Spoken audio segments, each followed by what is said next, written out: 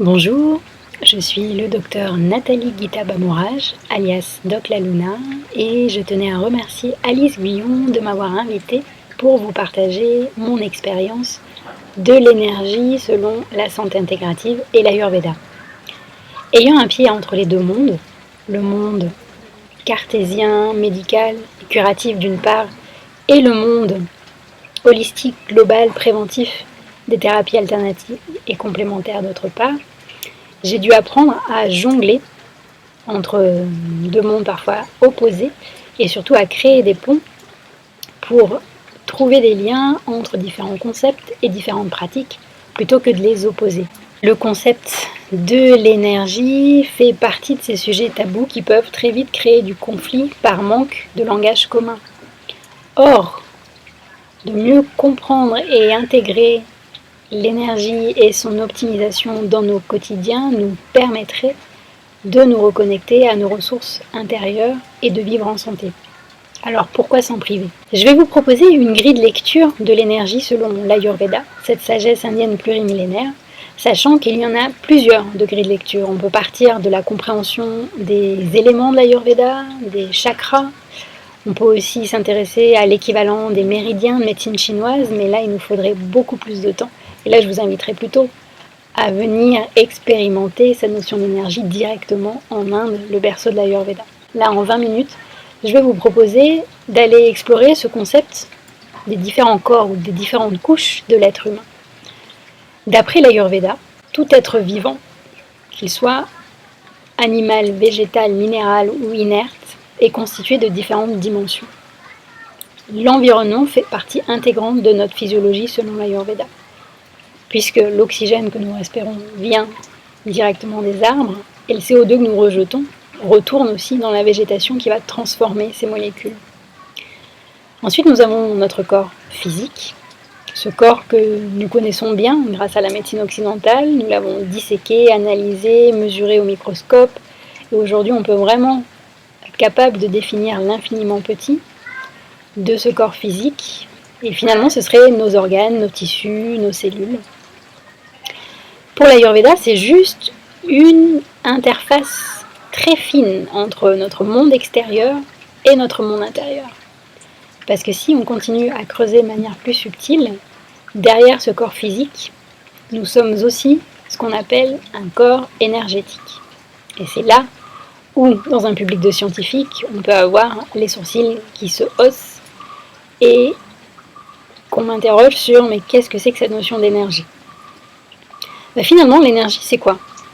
En Ayurveda, en yoga, on parle du prana. En médecine chinoise, on parle du chi. L'énergie, c'est notre capacité à ressentir tout ce qui est en mouvement à l'intérieur de nous et à l'extérieur de nous. C'est notre respiration, notre souffle, mais c'est aussi tout ce que notre système nerveux sensitif et sensoriel peut enregistrer et nous informer. Ensuite, vous avez ce qu'on appelle notre corps mental, que j'ai représenté ici en jaune.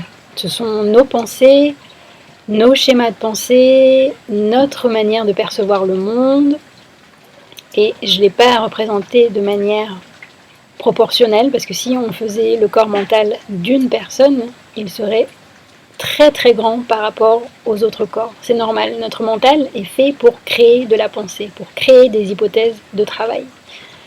Et le but de toute pratique de contemplation ou de méditation, c'est pas d'avoir zéro pensée, d'avoir zéro mental. Le but, c'est pas d'avoir un électroencéphalogramme plat, mais c'est plutôt d'accueillir ce flot de pensée comme faisant partie intégrante de notre fonctionnement et de voir que nous ne sommes pas que ces pensées, mais que nous pouvons être bien plus. Et quand on apprend, grâce à différentes techniques, à faire le calme et à apaiser son mental, ça va nous donner accès à un autre corps que j'ai représenté en vert, le corps expérimental. Et là, c'est notre corps des ressources, notre capacité à imaginer, à créer, à rêver, dès que nous sortons de nos conditionnements. Les conditionnements que l'on a eus dans notre éducation, dans notre scolarité, dans notre travail, les conditionnements que nous mettons nous-mêmes. Quand on apprend à sortir de ça, on va se reconnecter à un élan intérieur créatif qui va nous permettre de nous ressourcer. C'est un corps très développé chez les enfants. D'ailleurs, quand on invite un enfant à être dans un exercice de relaxation ou d'hypnose, c'est vrai qu'il peut très vite partir dans l'invitation sensorielle. Et autre chose d'important dans ce corps expérimental, c'est de ce corps que naît notre besoin de donner du sens à ce que nous faisons. J'ai très souvent observé chez deux personnes atteintes de la même maladie, si l'une des deux a cette capacité à accueillir ce qui lui arrive, à lui donner du sens par rapport à sa vie de manière globale et par rapport à quelque chose de plus grand qu'elle, c'est vrai qu'elle se porte beaucoup mieux et qu'elle arrive mieux à se connecter à ses ressources d'apaisement et parfois de guérison. Et enfin, on arrive au centre en violet, à notre dernier corps, qu'on pourrait appeler notre corps d'unité, ou notre corps spirituel, appelez-le comme vous voulez. C'est finalement notre essence, ou notre âme. C'est tous ces moments où, quand vous êtes connecté devant un magnifique coucher de soleil, et vous sentez que vous faites partie du grand tout, que vous sortez de l'espace-temps habituel, c'est ça, ce corps d'unité. Quand vous prenez votre enfant dans vos bras, ou quand vous passez un moment vraiment puissant avec des personnes que vous aimez, vous êtes dans ce corps d'unité. Et la notion de santé en Ayurveda, c'est quand vos différentes énergies circulent de manière harmonieuse dans tous ces corps. À un moment donné, s'il y a un blocage, et souvent en Ayurveda on dit que le blocage commence par le centre. À un moment donné, si une personne se déconnecte d'une partie de son âme, ça va d'abord se manifester à travers son corps expérimental. Elle va avoir du mal à se reconnecter à ses ressources intérieures. Puis, dans un deuxième temps, ça va se manifester dans son corps mental. Elle va commencer à avoir des pensées qui vont circuler en boucle, à type de rumination, qu'elle va se répéter de manière inconsciente et parfois consciente. Et ça va fermer ses capacités d'autorégulation, de régénération. Au bout d'un moment, du corps mental, ça va passer dans le corps énergétique. Et là, la personne va commencer à ressentir des baisses d'énergie, de la fatigue, qui est très mal expliquée après un bilan médical. C'est cette fameuse case des troubles psychosomatiques où la personne se plaint de différentes choses, on sent que son corps parle, mais on n'arrive pas à y mettre un diagnostic précis, une étiquette précise. Et ça, on le voit de plus en plus aujourd'hui avec toutes les intolérances alimentaires ou toutes les suspicions de fibromyalgie, toutes ces maladies comme ça, psychosomatiques, c'est une manifestation du corps énergétique. Et en dernier lieu, va se manifester le corps physique à travers des symptômes physiques précis que là, la médecine conventionnelle est capable de diagnostiquer à travers des prises de sang, de l'imagerie et d'autres méthodes de diagnostic. Et pour ça, on va pouvoir proposer un traitement curatif bien orienté. Mais c'est là où on dit que l'Ayurveda est infraclinique, c'est qu'avant que les symptômes physiques se manifestent, on peut faire quelque chose pour éviter l'apparition des symptômes physiques. Donc voilà, résumé en quelques lignes, cette vision des différents corps de l'Ayurveda et comment le fait d'apprendre à laisser circuler nos énergies dans ces différents corps nous permet de retrouver notre équilibre. Alors pourquoi est-ce que cette notion d'énergie et d'énergétique pose encore problème de nos jours dans les milieux scientifiques? C'est simplement parce que tout ce qui est de l'ordre du corps physique ou mental, c'est facile à évaluer. Il existe des méthodes d'évaluation à travers des mesures, à travers des questionnaires pour avoir des résultats quantifiables en termes de quantité ou en termes de qualité. Mais pour le corps énergétique, ça devient plus compliqué parce que comme je vous disais, ce fameux système nerveux sensitif et sensoriel qui nous amène des informations de l'ordre de l'énergie, c'est des données vraiment subjectives. Prenez deux personnes qui vivent la même expérience dans le même environnement, elles vont avoir deux ressentis peut-être complètement différents. Donc comment mesurer ces ressentis et comment les reproduire dans des études en fait? C'est très difficile, c'est pour ça que cette notion d'énergie reste encore diffuse et elle est difficile à contrôler et à modéliser. Pour moi, le véritable challenge de la santé du futur, c'est pas la technologie. Parce que la technologie, on est déjà là-dedans. On est déjà dans la santé connectée, dans les objets connectés, dans l'humain augmenté, dans même certaines théories du transhumanisme. Il y a énormément de recherches qui sont mises en place, il y a énormément de budgets qui sont mis en place et financés pour pouvoir explorer tout ce que les technologies, les nanotechnologies peuvent nous apporter en termes de médecine. Par contre, là où il y a vraiment quelque chose à faire, ça émerge à peine, mais c'est encore très timide, c'est cette compréhension et cette intégration de nos ressources et de nos énergies pour que chacun, chacune puisse être dans cette capacité d'autorégulation et d'homéostasie de nos systèmes vivants. Toutes les grandes maladies de ce siècle sont en partie liées au stress, que ce soit l'épuisement professionnel, les dépressions, les différentes maladies chroniques, maladies de civilisation liées au stress. Et toutes ces maladies sont liées, entre autres, à cette accélération du temps, le fait qu'on vive de plus en plus connecté avec Internet, avec les objets connectés, que tout passe en mode virtuel. Accélération du temps, augmentation de l'action et du faire au détriment de l'être et du régénératif. Donc on est en train de créer un véritable gap entre le système nerveux moteur et le système nerveux sensitif et sensoriel. Et ce n'est pas les nanotechnologies qui vont réduire ce gap. C'est plutôt comment nous allons enseigner aux nouvelles générations à être plus à l'écoute des cycles de la nature pour être dans des phases d'action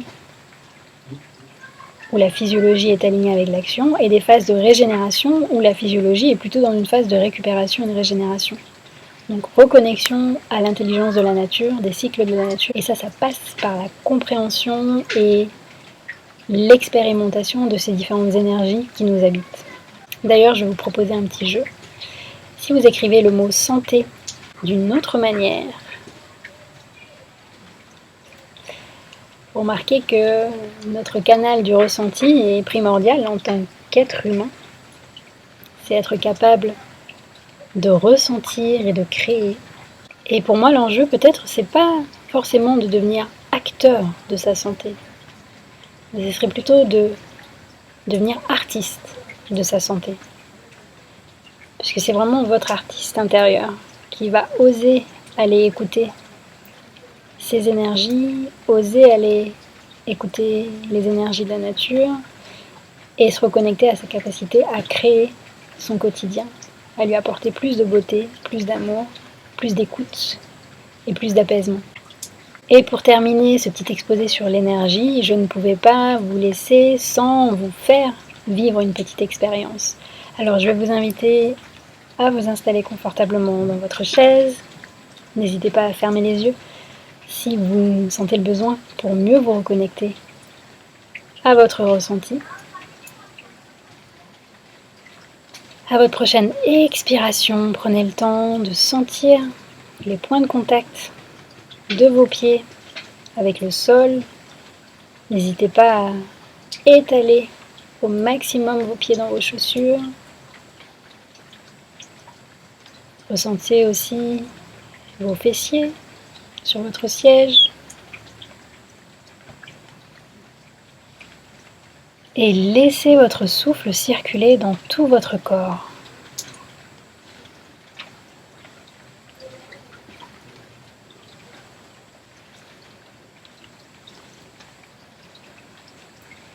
Cette perception de l'énergie passe par l'espace que vous créez pour laisser le souffle circuler.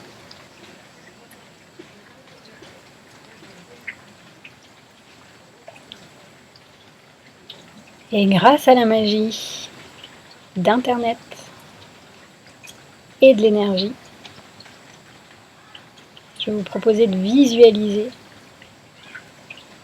autour de vous un bel espace de nature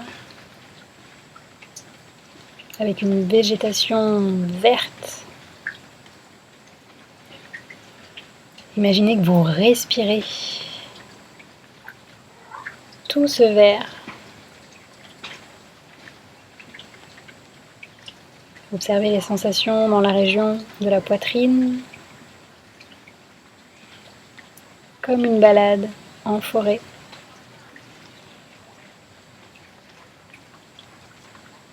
Ou encore une balade dans des plantations de thé.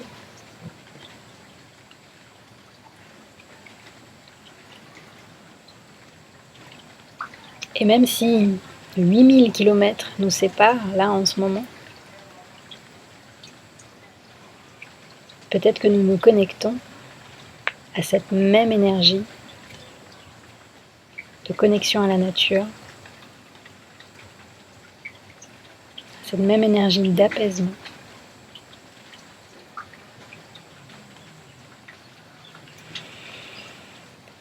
Et sur une inspiration, vous allez pouvoir vous étirer, garder les yeux fermés encore quelques instants. N'hésitez pas à bâiller.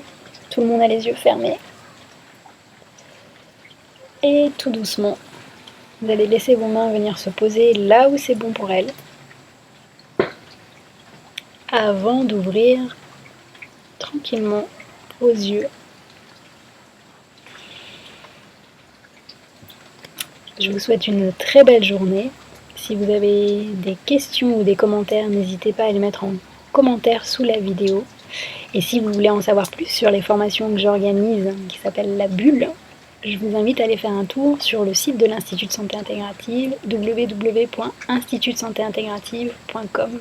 À très bientôt.